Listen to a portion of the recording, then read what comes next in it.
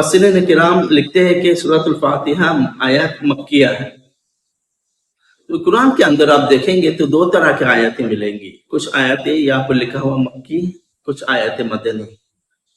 यानी ऐसा क्यों, उसमें तफर्रुक आयतों में ऐसा क्यों होता, मक्की और मदनी ऐसा क्यों है?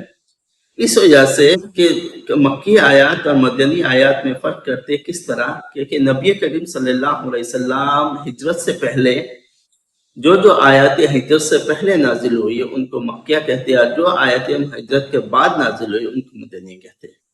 जैसा कि नबी करीम सल्लल्लाहु अलैहि वसल्लम की नबूवत के बाद वो 13 साल मक्के में रहे, 13 साल मक्के में, उन 13 साल में जो भी आयतें इन 13 सालों के दरमियान में नाजिल हुई उनको आयत मक्किया कहते हैं। अगरचे नबी सल्लल्लाहु अलैहि वसल्लम मक्के में है या मक्के से कहीं बाहर गए, कहीं भी हो, हिजरत से पहले उनको मक्किया कहेंगे।